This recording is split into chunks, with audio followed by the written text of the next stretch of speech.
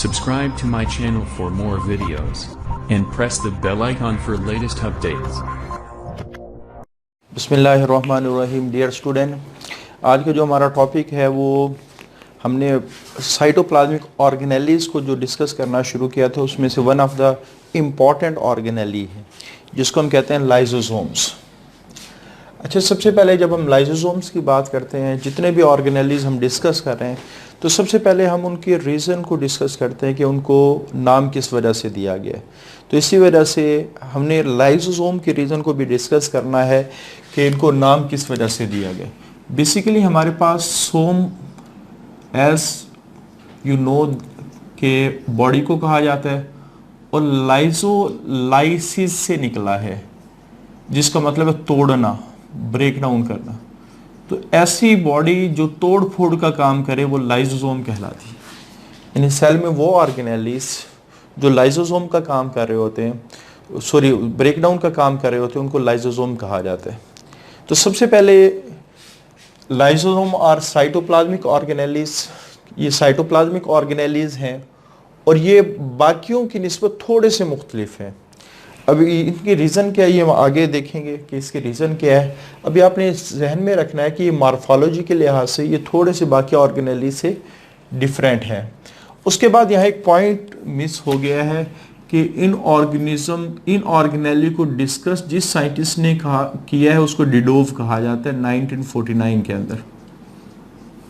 अच्छा, इससे पहले ये समझा जाता था कि शायद these organelles are the part of other organelles, लेकिन इसने फर्स्ट टाइम लोगों को ये कहा, सबसे पहले इसने ये बात मेंशन की कि ये अलहदा से सेपरेट ऑर्गेनेली हैं जिनके एक बाकायदा सेपरेट फंक्शन है, जिस वजह से इनको एज ए सेपरेट कंपोनेंट के तौर पे सबसे पहले डिडोव या डिडोवे भी इसको बोला जाता है। 1949 में सबसे पहले साइंटिस्ट ने इनको as a separate component of cytoplasm के लिहाज से इनको डिस्कस किया। अकरेंस की बात करें, चूंकि मेम्ब्रेन बाउंड ऑर्गेनेलीज हैं तो यूकैरियोटिक सेल्स में तो होते हैं। या मोस्ट क्यों वर्ड इस्तेमाल किया गया?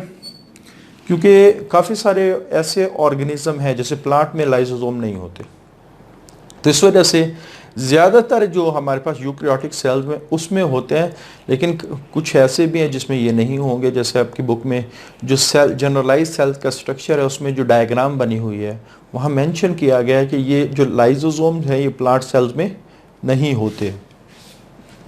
उसके बाद एनिमल सेल्स भी होंगे, लेकिन हर एनिमल सेल्स के पास जो लाइसोसोम होते हैं वो इक्वल क्वांटिटी में नहीं होते।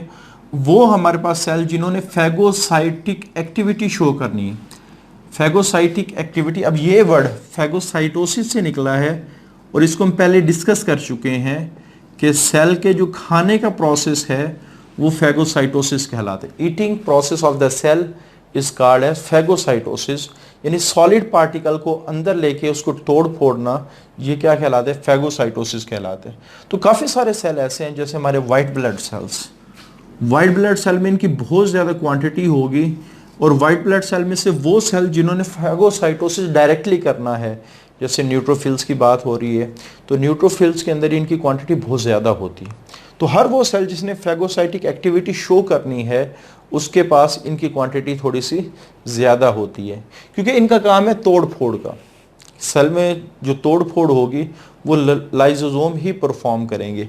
उसके बाद स्ट्रक्चर, अभी हमने कहा कि ये मॉर्फोलॉजी के लिहाज से बाकी दूसरे ऑर्गेनेली से थोड़ा सा डिफरेंट है। अगर आपको याद हो, बाकी जितने भी हमने ऑर्गेनेली अभी तक डिस्कस किए हैं, plasma membrane, cell wall, cytoplasm, उसके बाद एंडोप्लाज्मिक रेटिकुलम, उसके बाद राइबोसोम, उसके बाद गोल्गी अपरेटस, सारों को अगर देखें राइबोसोम्स को छोड़ के, उसकी वजह ये वो तो छोटे छोटे टाइनी ग्रेन्यूल्स हैं, उसमें तो मेम्ब्रेन होती नहीं। बाकी सारों के अंदर एक कॉम्प्लेक्स स्ट्रक्चर है। लेकिन जिस वक्त हम बात करते हैं लाइसोसोम की, ये जस्ट एक मेम्ब्रेन बाउंड स्ट्रक्चर है, उसमें चंद एंजाइम्स हैं बस, और इसकी शेप भी थोड़ी सी वेरी करती रहती है। कभी ये शेप में होता है, कभी ये इस शेप में होता है।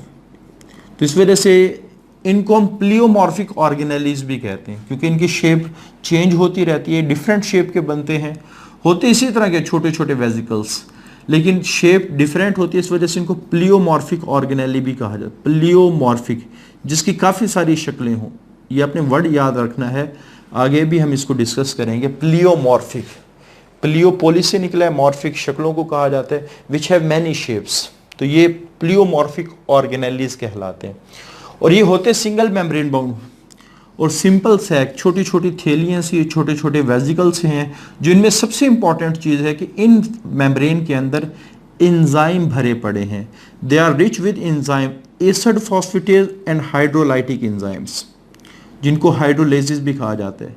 अब ये दोनों एंजाइम ऐसे हैं जो हाइड्रोलाइसिस के ज़रिए से फूड को तोड़ते हैं। अब ये हाइड्रोलाइसिस के ज़रिए से क्यों तोड़ा जाता है, इसकी डिटेल हम चैप्टर नंबर 2 में बार बार इस पॉइंट को डिस्कस कर चुके हैं कि हाइड्रोलाइसिस से हम मैक्रोमॉलिक्यूल्स को तोड़ते हैं, हाइड्रोलाइसिस से हम मैक्रोमॉलिक्यूल को तोड़ते हैं, हाइड्रोलाइसिस से मैक्रोमॉलिक्यूल को तोड़ते हैं। इसकी वजह क्या है, ये अपने चैप्टर नंबर 2 को सुन के इसकी रीज़न खुद सर्च करनी है कि हाइड्रोलाइसिस के ज़रिए से ही इसको क्यों तोड़ा जाता है, क्योंकि वहाँ हमने बहुत ही ज़्यादा डिटेल में इस पॉइंट को डिस्कस किया है। हमेशा फूड को तोड़ने के लिए जो एंजाइम इस्तेमाल होते हैं वो हाइड्रोलाइटिक एंजाइम इस्तेमाल होते हैं। तो एसिड फॉस्फेट भी हाइड्रोलाइटिक एंजाइम की ही एक टाइप है। इनको ओवरऑल हाइड्रोलाइसिस एंजाइम भी कहा जाता है। ऐसे एंजाइम जो पानी को इस्तेमाल करते हुए किसी मॉलिक्यूल को तोड़ें वो हाइड्रोलाइसिस एंजाइम कहलाते हैं। तो बहरहाल इन सारे एंजाइम का जो इनके पास है, जो लाइसोसोम्स के पास हैं, इन सारे एंजाइम का मकसद एक ही है कि इन्होंने सेल के अंदर तोड़ फोड़ करनी है। उसके बाद फॉर्मेशन की बात है। इस फॉर्मेशन को भी हम लास्ट गोल्गी अपरेटस में थोड़ा सा डिस्कस कर चुके हैं डिटेल में, ठीक है। अभी मैं थोड़ा सा ब्रीफली आपको बता देता हूँ। हमने कहा कि जो लाइसोसोम है ये एंजाइम से भरे पड़े, तो इनके जो एंजाइम्स हैं, जो एंजाइम इनमें मौजूद हैं, एंजाइम और प्रोटीन्स, और ये प्रोटीन्स बनती हैं राइबोसोम पर, और वो राइबोसोम जो एंडोप्लाज्मिक रेटिकुलम पर होते हैं। तो आपने ये ध्यान में रखना है कि ये राइबोसोम पर ये एंजाइम बनाए जाते हैं, ये प्रोटीन्स हैं, वो एंडोप्लाज्मिक रेटिकुलम में आते हैं, और फिर गोल्गी अपरेटस में इनकी प्रोसेसिंग होती है। लास्ट लेक्चर में हमने डिस्कस किया है गोल्गी अपरेटस को सेल का प्रोसेसिंग यूनिट कहा जाता है, क्योंकि ये किसी भी चीज़ जो इसके पास आती है उसको हतमी शक्ल देके उसको पैक करके सेल से बाहर। उसके बाद हमने दूसरा पॉइंट जो डिस्कस किया था कि जो एंजाइम प्रोसेस होते हैं उनको डायरेक्टली सेल के अंदर इस्तेमाल नहीं किया जाता है, बल्कि या सेल से बाहर नहीं भेजा जाता, बल्कि आप कह सकते हैं आर बडीड ऑफ, वो गोल्गी अपरेटस से अलहदा होते हैं छोटे छोटे वेजिकल्स की शक्ल में, और वो वेजिकल मेम्ब्रेन बाउंड होते हैं, छोटे छोटे वेजिकल्स की शक्ल में, इनको गोल्गी वेजिकल्स कहा जाता है, एंड आर कॉल्ड प्राइमरी। तो गोल्गी अपरेटस से सेपरेट होने वाले ये जो छोटे छोटे वेजिकल्स हैं, ये जो छोटे छोटे वेजिकल्स हैं, इनको फिलहाल जो लाइसोसोम कहते हैं, उस लाइसोसोम की टाइप है प्राइमरी लाइसोसोम। यानी आप कह सकते हैं कि गोल्गी अपरेटस से जो लाइसोसोम निकल रहे हैं उनको फिलहाल हम कहेंगे ये अभी इनिशियल लेवल पे हैं, इन्होंने अभी काम स्टार्ट नहीं किया, इस वजह से ये प्राइमरी लाइसोसोम्स हैं। उसके बाद प्राइमरी लाइसोसोम में हर वो एंजाइम होता है जिसने फेगोसाइटोस फूड को डाइजेस्ट करना है, यानी वो फूड जो फेगोसाइटोसिस के जरिए से अंदर आया है उसकी डाइजेशन प्राइमरी लाइसोसोम के एंजाइम के जरिए से ही होगी। उसके बाद सेकेंडरी लाइसोसोम क्या होते हैं, अभी यहाँ मैंने ड्रा किया है सारा स्ट्रक्चर, तो प्रीवियस लेक्चर में हमने डिटेल से डिस्कस किया था। अभी सिर्फ आपने ध्यान में रखना है कि गोल्गी अपरेटस से ये वेजिकल्स निकल रहे हैं, गोल्गी अपरेटस से ये वेजिकल्स निकल रहे हैं, इनको प्राइमरी लाइसोसोम कहा जाता है। जो आप कह सकते हैं गोल्गी अपरेटस से बर्ड की शक्ल में निकल रहे हैं। ये सपोज गोल्गी अपरेटस का मैच्योरिंग फेस है, तो इससे बर्ड निकलता है, और इस बर्ड के अंदर ये एंजाइम होते हैं, ये बर्ड सेपरेट हो जाते हैं। तो आपने ये समझना है कि ये जो बर्ड की शक्ल में सेपरेट हो रहे हैं ये प्राइमरी लाइसोसोम्स हैं। अच्छा, उसके बाद अब ये जो प्राइमरी लाइसोसोम्स है, प्राइमरी लाइसोसोम आगे किस चीज के साथ वो अटैच होंगे। अभी इनको प्राइमरी लाइसोसोम कहा जाता है अगर वो उस चीज के साथ अटैच हो जाएं जिसने डाइजेशन करनी है, जिसमें डाइजेशन होनी है, तो उनको कहा जाता है अब ये सेकेंडरी लाइसोसोम बने। अब डाइजेशन यहाँ दो चीजों की हो रही होती है। यहाँ हमारे पास इन लाइसोसोम्स के दो बड़े ग्रुप बन जाते हैं। आप कह सकते हैं एक वो पार्टिकल जो फैगोसाइटोसिस के जरिए से अंदर आया है। अब आप देखें फैगोसाइटोसिस का प्रोसेस, हमने एंडोसाइटोसिस की एक टाइप है फैगोसाइटोसिस, ये सेल मेम्ब्रेन वाले टॉपिक में हमने इसको डिस्कस किया था। और ये वो टाइप है जिसमें सॉलिड पार्टिकल आता है मेम्ब्रेन की इनफोल्डिंग से और अंदर आके एक फूड वैक्यूल बना देता है। तो इसको हमने कहा था ये एंडोसाइटोसिस की जो टाइप है इसको फैगोसाइटोसिस कहा जाता है। तो आपने यही ज़हन में रखना है कि एक वैक्यूल जो अंदर आया है फूड को लेके, इस फूड को जो ही ये अंदर आता है इसके साथ लाइसोसोम आके अटैच होते हैं। अब फिलहाल इनको हमने क्या कहा, ये प्राइमरी लाइसोसोम, लेकिन जो ही ये इस वैक्यूल के साथ अटैच होंगे तो ये जो ओवरऑल कॉम्बिनेशन बना है इस डाइजेस्टिव वैक्यूल का जिसमें डाइजेशन होनी है और लाइसोसोम का, अब इसको सेकेंडरी लाइसोसोम कहा जाएगा, इसको सेकेंडरी लाइसोसोम का। या दूसरे केस में अगर सेल का कोई हिस्सा खराब हो जाए, अब सेल की बहुत बड़ी ये खसूसियत है कि सेल अपने पास दो चीज़ों को कभी नहीं रखता, एक जो वॉर्न आउट हो, ख़राब हो जाए, टूट फूट का शिकार हो जाए कोई ऑर्गेनेली, और दूसरा आप ये कह सकते हैं जो नॉन फंक्शनल हो, जो सेल में काम, यानी आप ये कह सकते हैं कि सेल अपने पास कभी भी फजूल चीज़ों को नहीं रखता, जो टूट फूट का शिकार हो जाए वो भी काम नहीं कर रही होती। और बाद ऑर्गेनेली ऐसे होते हैं सेल डिवीजन के बाद वो एक सेल के पास आते हैं, लेकिन सेल जब स्पेशलाइज बनता है उन ऑर्गेनेली की सेल को ज़रूरत नहीं होती, तो वो सेल के अंदर कोई फंक्शन परफॉर्म नहीं करते। तो सेल अपने पास ऐसे ऑर्गेनेलीज को नहीं रखता। तो कुछ लाइसोसोम्स आके अटैच होते हैं उन ऑर्गेनेलीज के साथ जो या तो टूट फूट का शिकार हो चुके हैं, जो खराब हो चुके हैं, या जो नॉन फंक्शनल है, ये लाइसोसोम आके यहां अटैच हो जाते हैं और ये इस ओल्ड ऑर्गेनेलीज को, ये जो आप कह सकते हैं खराब ऑर्गेनेली, उसको तोड़ेंगे। तो यहां भी ये जो लाइसोसोम्स हैं, चूंकि ये उस पार्टिकल के साथ जाके अटैच हो गए जिसकी डाइजेशन होनी है, तो इन लाइसोसोम्स को भी कहा जाएगा ये भी सेकेंडरी लाइसोसोम है। तो बेसिकली प्राइमरी और सेकेंडरी में क्या डिफरेंस है? प्राइमरी वो जो गोल्गी ऑपरेटर से बड़ की शक्ल में निकल रहे हैं, सेकेंडरी वो जब प्राइमरी लाइसोसोम अटैच हो जाते हैं उस चीज के साथ, उस सब्सटेंस के साथ, उस वैक्यूल के साथ, उस ऑर्गेनेली के साथ जिसकी डाइजेशन करनी हो, तो अब हम इनको सेकेंडरी लाइसोसोम का। अब सेकेंडरी लाइसोसोम में से एक छोटी सी कैटेगरी हम सेपरेट कर देते हैं, यानी आप कह सकते हैं उन सेकेंडरी ये जो लाइसोसोम है जो अपने ही पार्ट्स को खाते हैं उनको ऑटोफैगोसोम कहा जाता है। तो ऑटोफैगोसोम और ये जो डाइजेस्टिव वैक्यूल बना है जो ऑर्गेनेलीज की शक्ल में है, इन दोनों के कॉम्बिनेशन को भी हम क्या कहते हैं, ये सेकेंडरी लाइसोसोम है। तो यहाँ सेकेंडरी लाइसोसोम की दो डेफिनेशन आ गई हैं।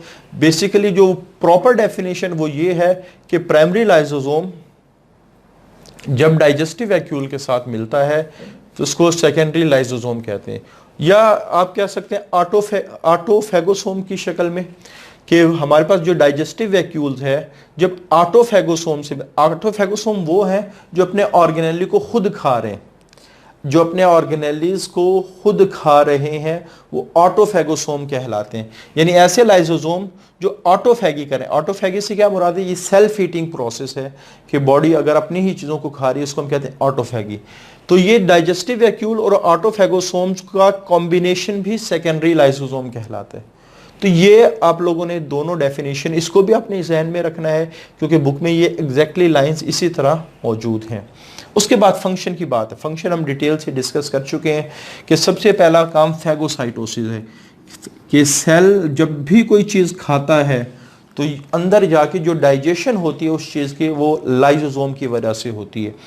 एनी पार्टिकल, कोई भी ऐसी चीज़ that gain entry into the cell, जो सेल के अंदर दाखिल हो रही है, इज इमीडिएटली इंगल्फ, वो फौरन ही तोड़ दी जाती है बाय द लाइसोसोम, लाइसोसोम की वजह से, इनटू डाइजेस्टिबल पार्टिकल, छोटे छोटे पार्टिकल में, और इतने छोटे छोटे पार्टिकल्स जिनको सेल दोबारा इस्तेमाल करता है और उनसे अपनी चीज़ें बनाता है। आगे फैगोसाइटोसिस की दो बड़ी इंपॉर्टेंस है। एक तो इंपॉर्टेंस ये है कि जो बैक्टीरिया है हमारी बॉडी में इंटर हुआ, हमारे वाइट ब्लड सेल जाके उसको खा दें। जब वो उसको खा जाएंगे तो इसका मतलब ये हुआ जो उसके इन्फेक्शन होने हैं हमारी बॉडी से प्रोटेक्ट हो जाएगी। और जब उसको खाएंगे तो बैक्टीरिया जो सेल के अंदर गया है, अब सेल के अंदर नुकसान ना पहुंचाए, तो लाइसोसोम फौरन ही उस आप कह सकते हैं बैक्टीरिया को डाइजेस्ट कर देंगे। तो पहला तो ये है कि जो हमला करने वाले ऑर्गेनिजम्स हैं, इन्वेडिंग और बैक्टीरिया हो सकता है, वायरस हो सकता है, या कोई प्रोटोजोन हो सकता है, उसको खाने का काम करते हैं लाइसोसोम। और दूसरा, जो फूड सेल में इंटर हुआ है अगर वो बहुत बड़ा है साइज में, मैक्रो मॉलिक्यूल की शक्ल में है, तो इसको भी डाइजेस्ट करने का काम किसको दिया गया है? तो फैगोसाइटोसिस बेसिकली वो प्रोसेस है जिसमें फूड या कोई इन्वेडिंग ऑर्गेनिज्म बॉडी में दाखिल होता है और उसको अंदर जाके उसको तोड़ दिया जाता है। फिर वो जो टूटने वाली चीज़ें बनती हैं, टूटने से जो चीज़ें बनती हैं उनको सेल दोबारा रीयूज करके अपनी चीज़ें बनाते हैं। और ये दोनों चीज़ें सेल के अंदर एज ए वैक्यूल इंटर होती हैं। किसकी शक्ल में? फूड वैक्यूल, फूड वैक्यूल की शक्ल। अब ऑटोफैगी का इसको भी हम डिस्कस कर चुके हैं कि सेल जब अपने ही सब सेलुलर स्ट्रक्चर को खाना शुरू करते हैं, इस प्रोसेस को ऑटोफैगी कहा जाता है। और वो लाइसोसोम जो अपने ही सेल्स के स्ट्रक्चर को खाते हैं उन्हें हम ऑटोफैगोसोम कहते हैं। इसकी इंपॉर्टेंस क्या है कि सेल, अभी जो उससे हमने डिस्कस किया कि सेल कभी भी अपने पास ख़राब चीज़ और नॉन फंक्शनल चीज़ नहीं रखता। सेल की कोशिश होती है कि सेल की जो छोटी सी स्पेस है इसमें हमेशा वो चीज़ रहे जो सेल के लिए बहुत एफिशिएंटली वर्क कर रही। जिस वजह से जो ही कोई ऑर्गेनेली डैमेज होता है, किसी भी वजह से डैमेज हो सकता है, ठीक है, रीजंस तो काफ़ी हो सकती है डैमेज होने की। जो ही ऑर्गेनेली कोई डैमेज होता है तो फ़ौरन ही उससे कुछ केमिकल्स निकलते हैं, वो केमिकल्स लाइसोसोम को अट्रैक्ट करते हैं और लाइसोसोम उसके साथ अटैच होते हैं और उसको जाके आप कह सकते हैं ख़त्म कर देते हैं, उसको डाइजेस्ट कर। फिर उस डाइजेशन के बाद जो चीज़ें निकलती हैं उनको, उनमें से काफ़ी सारी चीज़ें जो सेल है वो रिसाइकल करके उससे नए ऑर्गेनेलीज बनाते हैं। तो इसका फ़ायदा क्या हुआ कि सेल के पास हमेशा जो मटेरियल होगा वो रिन्यू भी हो रहा है और हमेशा वो मटेरियल होगा, वो ऑर्गेनेलीज होंगे जो सेल के लिए एफिशिएंटली वर्क करें। अच्छा, इसी तरह ये जो एबनॉर्मल कंडीशन बाद दफ़ा सेल के पास आ जाती है, एबनॉर्मल सर्कमस्टांसिस को हम क्या कहते हैं? जो बुरे हालात हैं। जैसे उन बुरे हालात में से एक बहुत ही बुरी कंडीशन है सेल के लिए स्टारवेशन, के फाका आ जाता है सेल को। मतलब क्या? सेल को फूड नहीं मिल रहा होता। अब जो ही सेल्स को फूड नहीं मिल रहा होता है, हमें पता है कि हर सेल ने जिंदा रहने के लिए उसको एनर्जी चाहिए होती, जिंदा रहने की। अब फूड बाहर से आ नहीं रहा तो सेल एनर्जी कहाँ से लेगा? क्योंकि सेल के अंदर नैनो सेकंड के लिए भी अगर एनर्जी अवेलेबल नहीं, सेल की फौरन डेथ हो जाती। तो इस वजह से एनर्जी का होना ज़रूरी है। अब हुआ क्या है कि जो ही सेल के पास फूड नहीं आ रहा होता और सेल को एनर्जी चाहिए होती है, सेल अपने कुछ हिस्सों को डिस्ट्रॉय करना शुरू कर देते हैं। क्योंकि जितने भी हिस्से हैं अब बने तो वो ऑटोमेटिकली उन्हीं चीज़ों से ना, जो बायोलॉजिकल मॉलिक्यूल है जिनसे एनर्जी निकलती है, वो कार्बोहाइड्रेट से बने हैं, वो लिपिड से बने हैं, वो प्रोटीन से बने। अब ये सारी वो बेसिक चीज़ें जिनसे सेल अपने लिए एनर्जी हासिल करते हैं। इसी वजह से ऑर्गेनेलीज को तोड़ के उससे एनर्जी निकाली जाती है। तो आप ये कह सकते हैं जब बहुत ही ज़्यादा स्टारवेशन की कंडीशन आती है, यानी फाका आता है सेल के पास और उसे खुराक नहीं मिल रही होती, तो सेल इस ऑटोफैगी के ज़रिए से अपनी एनर्जी की रिक्वायरमेंट पूरी करता है डिफरेंट सेलुलर स्ट्रक्चर को तोड़ के। तो यहाँ एक इम्पॉर्टेंस ये है कि एबनॉर्मल कंडीशन में सेल को ज़िंदा रखने में भी हेल्प आउट करें। उसके बाद डीजनरेशन क्या है कि डीजनरेशन का मतलब ये है कि किसी चीज़ को तोड़ फोड़ना। हालांकि यहाँ भी तोड़ फोड़ा है, लेकिन डीजनरेशन से मुराद यहाँ ये है कि बॉडी के किसी हिस्से को तोड़ना। जैसे जिस वक्त माँ के पेट में बच्चा होता है तो उसकी टेल होती है, लेकिन अगर टेल के साथ कोई बच्चा पैदा हो जाए तो एबनॉर्मल कंडीशन है। तो लाइसोसोम क्या करते हैं? इस टेल को ड्यूरिंग द डेवलपमेंट ख़त्म करते हैं। डेवलपमेंट क्या है ये हम डिटेल से पहले भी डिस्कस कर चुके हैं। किसी भी ऑर्गेनिज्म के जो बनने का प्रोसेस है वो डेवलपमेंट कहलाता है, और जब वो ऑर्गेनिज्म मुकम्मल हो जाता है उसका साइज बढ़ने का जो प्रोसेस है वो ग्रोथ कहलाता है। तो जब डेवलपमेंट हो रही होती है, जैसे ह्यूमन बॉडी की अगर बात करें तो फिंगर्स के दरमियान में कुछ मेम्ब्रेन्स होती हैं, जैसे फ्रॉग वगैरह की फिंगर्स के दरमियान में कुछ इसी तरह इंसान की जो एम्ब्रियो है उसमें भी मेम्ब्रेन्स होती हैं। अब वो मेम्ब्रेन्स बॉडी के लिए नॉर्मल नहीं है, वो एबनॉर्मल स्ट्रक्चर है। इस वजह से लाइसोसोम उन मेम्ब्रेन को क्या कर देंगे, यानी आप कह सकते हैं इन शॉर्ट लाइसोसोम की वजह से डेवलपमेंट का प्रोसेस नॉर्मल होता है।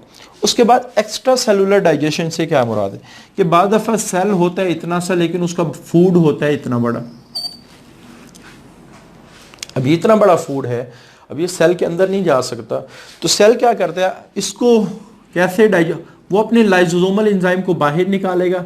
ये जो लाइसोसोमल एंजाइम है इस फूड को छोटे छोटे पार्टिकल में तोड़ेंगे। अब ये छोटे छोटे पार्टिकल फिर सेल के अंदर दाखिल होंगे। इसको हम कहते हैं एक्स्ट्रा सेलुलर, कि सेल से बाहर जाके इसने डाइजेशन की। तो अब ये 4 बड़े फंक्शन हो गए कि जो लाइसोसोम है वो फैगोसाइटोसिस परफॉर्म करते हैं, यानी कोई बाहर से फूड आया है वो अंदर ही तोड़ दिया जाता है। सेल अपने ही स्ट्रक्चर को तोड़ता है, इसको ऑटोफैगी कहा जाता है। सेल डेवलपमेंट के दौरान जो एबनॉर्मल स्ट्रक्चर हैं उनको डाइजेस्ट करता है। और आखिर में जो एक्स्ट्रा सेलुलर डाइजेशन है वो भी आप कह सकते हैं लाइसोसोम की वजह से ही परफॉर्म। अब जितने भी हमने ये फंक्शन डिस्कस कर, सब में एक बात आपको कॉमन नज़र आ रही होगी कि हर आप कह सकते हैं हर फंक्शन के अंदर तोड़ फोड़ हो रही है। इस वजह से इनको ओवरऑल क्या कहा गया, ये लाइसोसोम्स हैं। उसके बाद हमने कहा कि जो लाइसोसोम है वो तोड़ फोड़ का काम करते हैं। अगर वो तोड़े ना चीज़ों को तो चीज़ें सेल में स्टोर होना शुरू हो जाएंगी। इसको हम कहते हैं स्टोरेज डिजीज़। और ज़्यादातर जो स्टोरेज डिजीज़ हैं वो कंजेनिटल होती हैं। ऐसी डिजीज़ जो बाई बर्थ और किसी भी शख्स में मौजूद हो वो कंजेनिटल पैदाइशी जो बीमारी होती है उसे कंजेनिटल डिजीज़ कहा जाता है। तो ये जितनी भी स्टोरेज डिजीज़ होती हैं जिनमें तोड़ फोड़ नहीं होती, तोड़ फोड़ क्यों नहीं होती, क्योंकि इनके अंदर वो लाइसोसोम जिन्होंने तोड़ फोड़ करनी है वो एब्सेंट होते हैं। तो several congenital diseases have been found due to accumulations, कि काफ़ी सारी पैदाइशी बीमारियां ऐसी हैं जिनके बारे में ये कहा जाता है वो एक्यूमुलेशन की वजह से होती हैं। मुख्तलिफ चीज़ें, इनमें लिपिड्स भी हो सकते हैं, इनमें ग्लाइकोजन भी हो सकते हैं, इनमें ग्लाइकोलिपिड्स भी हो सकते हैं विद इन द सेल के अंदर। तो 2 एग्जांपल आपकी बुक में दे रखी हैं। अच्छा, एग्जांपल को डिस्कस करने से पहले हम इसका काज डिस्कस कर लेते हैं, होती क्यों है। Produce by the mutations. ज़्यादातर जो पैदाइशी बीमारी होती हैं उनमें से एक बहुत बड़ी कैटेगरी है जेनेटिक डिजीज़ की। अब जीन अपना काम करते कैसे, इसको हमने डिटेल से डिस्कस किया। जीन अपना काम प्रोटीन बना के करते हैं, और प्रोटीन काफ़ी सारी प्रोटीन ऐसी हैं जो इंजाइम्स बनाती हैं, ठीक है। यानी जीन अपना काम प्रोटीन फिर आगे कुछ सारी प्रोटीन्स नहीं, कुछ हार्मोन्स की शक्ल में भी निकल जाती हैं, कुछ एंटीबॉडीज़ की शक्ल में भी निकल जाती हैं। तो आप कह सकते हैं कि काफ़ी सारी प्रोटीन ऐसी हैं जो क्या बनाती हैं, इंजाइम्स। तो उन इंजाइम में से काफ़ी सारी ऐसी इंजाइम भी हो सकते हैं जो लाइसोसोमल इंजाइम कहलाते हैं, लाइसोसोमल इंजाइम कहलाते हैं। अगर जीन ख़राब हो जाए तो प्रोटीन ख़राब बनेगी। प्रोटीन के ख़राब बनने से हो सकता है वो एंजाइम ख़राब हो जाए जो लाइसोसोम का पार्ट है, ठीक है। और जीन के ख़राब होने को हम कहते हैं म्यूटेशन। वैसे म्यूटेशन का लफ्ज़ी मतलब है change of genetic message, change of part of DNA. अगर डीएनए का कोई पार्ट म्यूटेशन का लफ्ज़ी मतलब बदलना, डीएनए का अगर कोई पार्ट बदल रहा है तो वो आप कह सकते हैं म्यूटेशन कहलाता है। वैसे नॉर्मली देखा ये जाता है कि म्यूटेशन का वर्ड जब भी आता है स्टूडेंट ये समझ रहे होते हैं कि शायद यहाँ कोई नुकसान हो रहा हो। हालांकि काफ़ी सारी म्यूटेशन ऐसी हैं जो पॉजिटिव भी हो सकती हैं। तो यहाँ 3 किस्म की म्यूटेशन आती हैं, पॉजिटिव जो बॉडी के लिए यूज़फुल हो, नेगेटिव जो हार्मफुल हो, और कुछ साइलेंट म्यूटेशन होती है जिनका बॉडी के ऊपर, सेल के ऊपर कोई इफेक्ट नहीं होते। इसको डिटेल में हम फिर कभी डिस्कस करेंगे। तो बहरहाल यहाँ उस म्यूटेशन की बात हो रही है, वो उस चेंज की बात, क्योंकि चेंज जब भी हो वो पॉजिटिव भी हो सकता है। लाजमी नहीं कि चेंज होना हर वक्त नुकसानदेह ही हो सकता है, पॉजिटिव भी हो सकती है। तो म्यूटेशन अगर हो जाए किसमें, उस जीन्स में जिसने लाइसोसोमल एंजाइम्स को बनवाना है, तो ऑटोमेटिकली वो लाइसोसोमल एंजाइम नहीं बनेगा, और लाइसोसोमल एंजाइम के नहीं बनने की वजह से ऑटोमेटिकली वो आप कह सकते हैं जो डिजीज़ हो जाएगी। और चीज़ें नहीं टूटेंगी और स्टोरेज डिजीज़ हो जाएगी। तो अभी तक तकरीबन 20 ऐसी डिजीज़ हैं जो आप कह सकते हैं किसी न किसी लाइसोमल एंजाइम की वजह से होती हैं, उसकी एब्सेंस की वजह से होती हैं। तो स्टोरेज डिजीज़ का खास क्या है, प्रोड्यूस बाय म्यूटेशंस। ये उन म्यूटेशंस की वजह से होता है that effect the lysosomal enzyme, जिन्होंने लाइसोसोम एंजाइम को इफेक्ट करना। और लाइसोसोमल एंजाइम का काम क्या है, इसने एक मखसूस चीज़ को वो कोई चीज़ कोई भी हो सकती है, उसको तोड़ना है। अभी तक 20 ऐसी बीमारी हैं which are due to absence of particular enzyme, जो एक मखसूस एंजाइम के एब्सेंट होने की वजह से होती हैं। अब उसमें ग्लाइकोजिनोसिस टाइप 2 है। अब ये जो टाइप 2 है ये डिस्कवरी की बुनियाद पे रखा गया। हम जो टाइप 2 है, ग्लाइकोजिनोसिस टाइप 1 है, वो आई थिंक 1929 में डिस्कवर हुई, इसको 1932 में। जो टाइप 3 है वो 1947 के अंदर, जो टाइप 4 है वो 1952 के अंदर। तो ये जो नाम रखा गया ये डिस्कवरी की बुनियाद पे। जो सेकंड वाली है जिसमें ग्लाइकोजिन डिपॉजिट होता है वो पार्टिकुलरली लाइसोसोमल डिजीज़ है। इस वजह से यहाँ टाइप 2 ही को मेंशन किया गया, क्योंकि बाकी जो दूसरी डिजीज़ हैं उसमें ग्लाइकोजिन डिपॉजिट होता है, लेकिन उसमें ग्लूकोज भी डिपॉजिट होता है, लेकिन उसके कुछ और फैक्टर भी हो सकते हैं। तो आपको पता है कि ग्लाइकोजिन ज़्यादातर स्टोर होता है लिवर और मसल्स में। तो यही वो सेल हैं जो इनके पास ऐसा एंजाइम होना चाहिए जो ग्लाइकोजिन को फ़ौरन ही जब ज़रूरत पड़े किस में कन्वर्ट कर दे, ग्लूकोज में। लेकिन ये जो एंजाइम है जिसने ये तोड़ना है, इसको एसिड फॉस्फेट ग्लूकोसाइडेज एंजाइम कहा जाता है।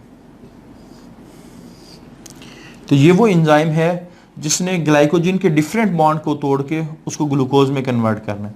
अब चूंकि ये एंजाइम जिस जीन्स की इंफॉर्मेशन से बनता है उसमें म्यूटेशन हो जाती है, इस वजह से ये एंजाइम नहीं बनता और लिवर और मसल्स के अंदर ग्लाइकोजिन नहीं टूटता, जिसकी वजह से लिवर और मसल्स के अंदर जो ग्लाइकोजिन है वो भरना शुरू हो जाता है। Liver and muscle are filled with glycogen filled with in, और ये हमेशा मेम्ब्रेन बाउंड ऑर्गेनेली में स्टोर होता है due to the absence of enzyme involve in the catabolism of glycogen to the glucose. इसको पोम्पिन डिजीज भी कहा जाता है, पोम्पी डिजीज, क्योंकि जिस साइंटिस्ट ने इसको डिस्कवर किया था उसका नाम है पोम्पीज। इसको पोम्पी डिजीज भी कहा जाता है। उसके बाद टे सेक्स डिजीज। तो ये दो साइंटिस्ट हैं, टे एंड सेक्स। उसने सबसे पहले इस डिजीज को मेंशन किया और इस डिजीज के अंदर भी काम वही होता है, एक जीन ऐसा जिसने लिपिड की कैटाबॉलिज्म को, खासतौर पर जो स्फिंगोलिपिड्स हैं उनके कैटाबॉलिज्म को आप कह सकते हैं कंट्रोल करना होता है। तो वो एंजाइम एब्सेंट हो गया तो लिपिड स्टोर होना शुरू। अब लिपिड जो स्टोर होता है वो काफ़ी हद तक ब्रेन में भी, क्योंकि हमारा जो ब्रेन है वो 60% फैट्स है और which have ability to store fats, और इसके अंदर फैट्स को स्टोर करने की एबिलिटी भी है। जैसे हमारा एब्डोमिन है, ये सबसे ज़्यादा आप कह सकते हैं जो हमारी स्किन के नीचे जगह है, ये सबसे ज़्यादा एब्डोमिन के अंदर फैट स्टोर होती हैं। तो इसी तरह हमारे ब्रेन के अंदर भी फैट स्टोर। इस वजह से आपने देखा होगा अक्सर वो बच्चे जो बहुत ही ज़्यादा मोटे होते हैं बचपन में वो भोले भाले भी होते हैं। उसकी वजह ये है क्योंकि उनके अंदर जब फैट ज़्यादा ज़रूरत से ज़्यादा डिपॉजिट होती है तो वो न्यूरॉन की जो फंक्शनिंग है उसको डिस्टर्ब करना शुरू करती है, जिसकी वजह से जो मेंटल एक्टिविटीज़ वो कम हो जाती है। और अगर ये बहुत ही ज़्यादा डिस्टर्ब हो जाए तो इवन डेथ भी हो सकती है। इस वजह से ऐसे बच्चे जो इस बीमारी के साथ पैदा होते हैं वो 6-7 महीनों में उनकी डेथ हो जाती है। तो एब्सेंस ऑफ एंजाइम्स, कि यहाँ एक एंजाइम एब्सेंट होता है जिसने लिपिड को कैटाबोलाइज करना है और ये लिपिड्स को तोड़ना है। अगर लिपिड्स ब्रेन में डिपॉजिट हो जाए और ब्रेन में डिपॉजिट वो न्यूरॉन की जो एक्टिविटी है उनको कम कर देगा, जिससे मेंटल रिटार्डेशन होती है और इवन डेथ भी हो सकती है। तो ये दोनों बड़े ही इंपॉर्टेंट शॉर्ट क्वेश्चन है, वीआईपी शॉर्ट क्वेश्चंस, ठीक है। तो ये लाइसोसोम का टॉपिक है, लेंथी है लेकिन है इजी, इसमें कोई इतने बड़े कॉन्सेप्ट नहीं है, लेकिन पेपर पॉइंट ऑफ व्यू से आपको पता है कि लाइसोसोम का इतना बड़ा जो टॉपिक है ये लॉन्ग क्वेश्चन के लिहाज से भी इम्पॉर्टेंट है, शॉर्ट क्वेश्चन के लिहाज से भी और MCQs के लिहाज से। इस वजह से इस टॉपिक को भी आपने अच्छी तरह तैयार करना है। बाकी इंशाल्लाह जो अगले लेक्चर में हम 2 ऑर्गेनेलिस को डिस्कस करेंगे, ग्लाई ऑक्सीजोम को डिस्कस करेंगे, पेरोक्सीसोम, वो भी बिल्कुल इसी तरह के स्ट्रक्चर रखते हैं, लेकिन उनकी डिस्कशन अगले सेशन में होगी। अब के लिए इतना ही, अल्लाह हाफिज़।